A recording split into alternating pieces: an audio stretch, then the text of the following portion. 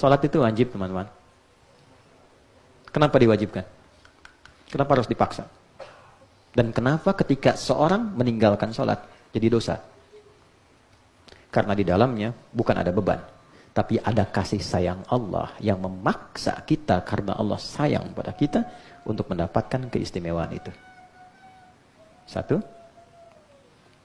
ada ketenangan. Tadi, yang gak mau dilepas dengan kekayaan. Kaya dan tenang. Sholat itu yang pertama diberikan, bukan dunia dulu, kecil dunia itu. Tapi tenang dulu. Anda dikasih dunia sebesar apapun, gak tenang hatinya, gak enak terimanya. Karena itu kalau Anda sholat membawa dunia terlalu kecil. Makanya yang paling enak itu ketika sholat itu merasakan ketenangan. Teman-teman gak percaya silakan ya. Karena itu ada ajaran di Quran tuh gini, kalau sedang ada masalah, ambil wudhu, hadap kiblat, sholat aja. Walaupun solusi belum datang, tapi ketenangan tuh hadir. Lebih enak rasanya. Sujudnya nikmat gitu.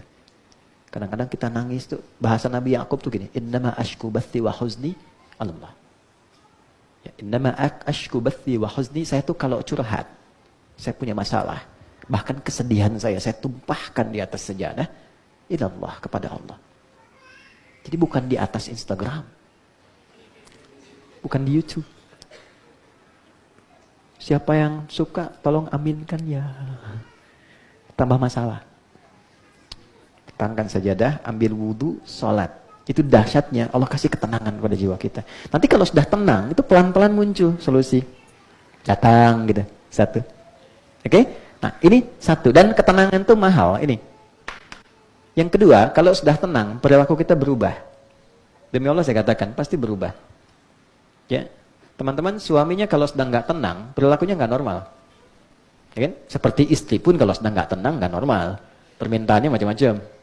Ya kan? Anak juga begitu. Tapi kalau tenang, tindakannya pasti akan berbeda.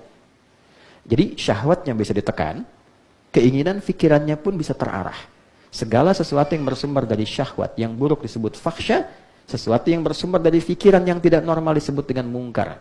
Maka sholat bisa mencegah seseorang dari perbuatan keji dan mungkar. Quran surah ke-29 ayat ke-45. Inna sholata tanha anil fakhsya wal munkar. Tentang tenang, Quran surah ke-13 Ar-Ra'd ayat 28. Sudah?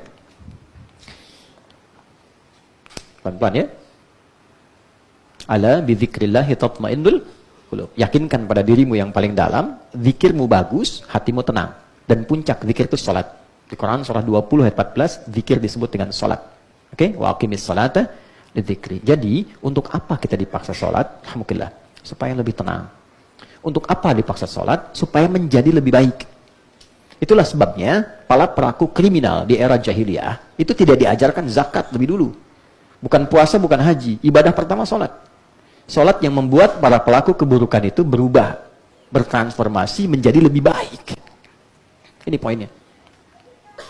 Kita belum bicara tentang doa, tentang dunia, karena itu kecil. Kalau sholatnya bagus, teman-teman, dengan maknanya, Anda kebayang nggak? Abdurrahman bin Auf tuh, cuman mengamalkan berdiri dalam sholat, itu bisa merubah hidup dia dengan harta yang begitu berlimpah. Dan tetap masuk surga. Kebayang nggak? Ini orang levelnya nomor 3 kayaknya. Kaya itu kan 3 tingkatan. Kaya banget, kebangetan kayanya. Ini level kebangetan kayanya. Saya riset, itu valuasi hartanya kalau sekarang dihitung Abdurrahman bin Auf itu 14.000 triliun. Ini risetnya nggak sembarangan, di riset doktoral ya, dan diuji oleh 15 profesor. Itu 14.000 triliun. Bahkan ada yang menghitung lagi dengan kurs berbeda, 72.000 triliun. Ya, VOC itu waktu bikin saham digabungkan satu konsorsium itu nyampainya 11.000 triliun. Saya pernah ke Delft, ke Utrecht, kemudian ke Delft, menduduki markas VOC kurang lebih 20 menit. Dudukin lagi tuh, dudukin lagi kan. Nah, 20 menit lah kita lihat itu, Allahu Akbar. Nanti kapan-kapan main yang sana. Itu tempatnya kecil, lebih besar ini. Tempatnya kecil, masuk, dia sewa tempat kecil tapi gudangnya lebih daripada musyawarah. Tempatnya kecil, yang penting ada kantor kecil aja. Di seberangnya nanti ada aliran sungai, kemudian sekarang jadi restoran. Itu besar gudangnya. Aliran kanal sungai itu tembus Samudra Hindia, nyambungnya ke kita, ke Nusantara. Jadi kalau dia ngambil rempah-rempah kita, dia bawa sampai depan gudangnya. Sekarang kanalnya ditembuskan ke 13 provinsi di Belanda. Jadi kalau macet di darat, dia masuk lewat sungai pakai speedboat. Ya, bayangkan, cuma 11.000. Abdurrahman bin Auf, satu orang 14.000.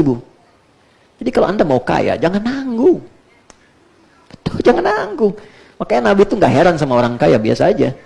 Yang Nabi khawatirkan kaya tak bisa memanage kekayaannya. Oke, ini cuma berdiri. Ya, Ali bin Abi Thalib praktek dari sholat itu luar biasa kejeniusannya. Sampai matematika tuh luar biasa. Ya itu pakar bidang matematika. Sayyidah Aisyah tuh pakar bidang kedokteran.